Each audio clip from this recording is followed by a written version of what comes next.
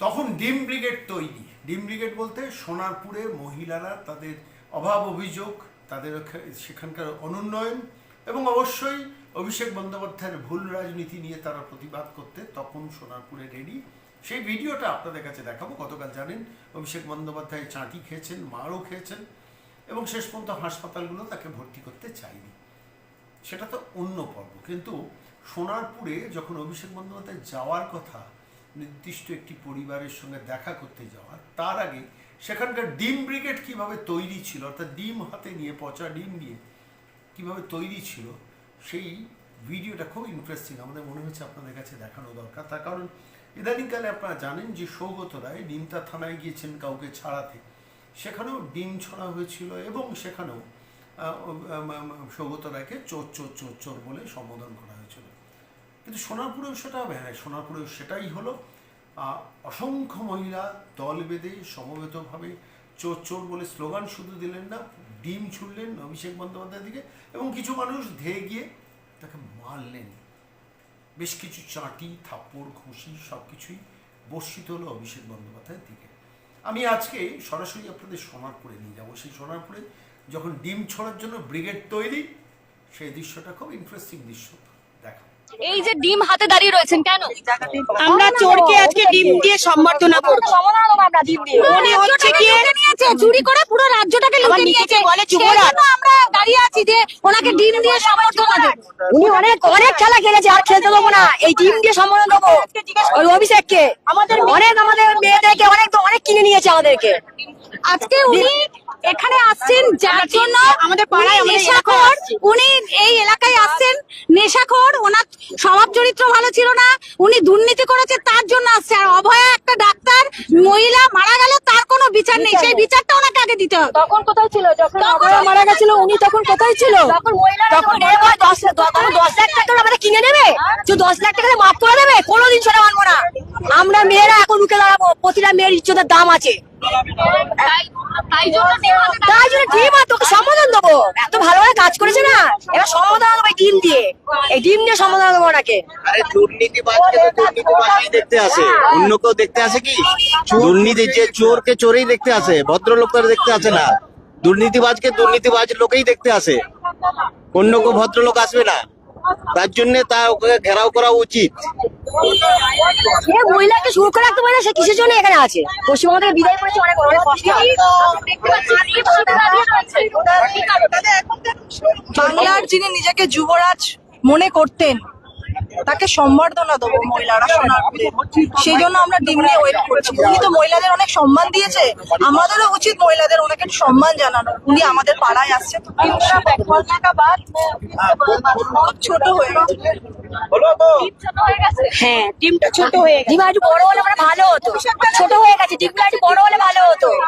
যা দুর্নীতি করেছে, আমরা পাড়ার মেয়েরা মিলে যা পেরেছি, এই ডিমটাকে নিয়ে আজকে আমরা অভিষেক ব্যানার্জিকে সম্বর্ধনা করবো। আর কিছুক্ষণ অভিষেক বন্দ্যোপাধ্যায় হ্যাঁ, কিছুক্ষণের মধ্যেই উনি আমাদের এলাকায় ঢুকবেন, আমাদের এলাকায় ঢুকবেন। আমি থাকি এই যে লক্ষ্মীর ভান্ডার নিয়ে এত কিছু করে, কিন্তু যার পাওয়ার কথা আমি কিন্তু পাইনি। কিন্তু মৃত মানুষের লক্ষ্মীর ভান্ডার পেয়েছে, আমার মতন মানুষে পায় না। গিয়ে ঘরটা দেখে আসুন, গিয়ে আমাকে একটা তিরপল দিয়ে সাহায্য করে না, ওয়ারেসের সার্টিফিকেট দেওয়া হয় না, কিনা আমি বিজেপি করি বলে আমাকে ওরা ভীষণ অত্যাচার করে। এখনো পর্যন্ত একটা ওয়ারেসের সার্টিফিকেট দেয়নি, 1 বছর প্রায় হয়ে গেল। আর তারপরে লক্ষ্মীর ভান্ডার তো আমাকে দেয় না, কোনোদিন দেয় না। 2বার ফর্ম ফিল আপ করছি, দেয়নি আমাকে বলছে, ওরা কি বলছে, যদি কিছু বলতে যাই বলছে আমাকে প্রাণে, তোমাকে ছবি করে দেবো, প্রাণে মেরে দেবো। তুই যদি কিছু বলিস তো আমি বিজেপি করে বলে ওরা আমাকে প্রাণে মেরে দেবে, এরকম হুমকি আছে। মন্ডল পাড়া থেকে বেশ কয়েকজন মানে হুমকি চুমকিরা আমাকে ভীষণ হুমকি দিচ্ছে, প্রাণে মেরে দেবে, যেহেতু বিজেপি করি বলে। আর লক্ষ্মীর ভান্ডার তো পাই না, ঘরে ছাদ উড়ে গেছে, একটা তিরপল পর্যন্ত আমাকে দেয়নি, কোনো সাহায্য পাইনি ওই তৃণমূল থেকে।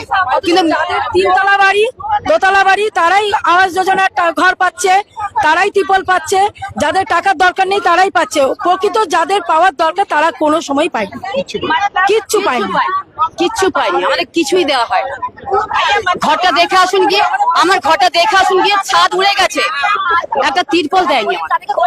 যারা গরিব তাদের জন্য আমি ভাবিনি, যাদের পয়সা তাদের, গরিব লোকরাই বেশিরভাগ পাইনি, অরিজিনাল পাইনি, অরিজিনাল আমি পাইনি। আবার আধার কার্ডটা চেক করো, আমি কোনোদিন একটা 5 পয়সা পাই লক্ষ্মীর ভান্ডার আমাকে দেওয়া হয়নি। অথচ আমার ঘরটা দেখে আসো গিয়ে, আমারটা ঘরটা দেখে আসো।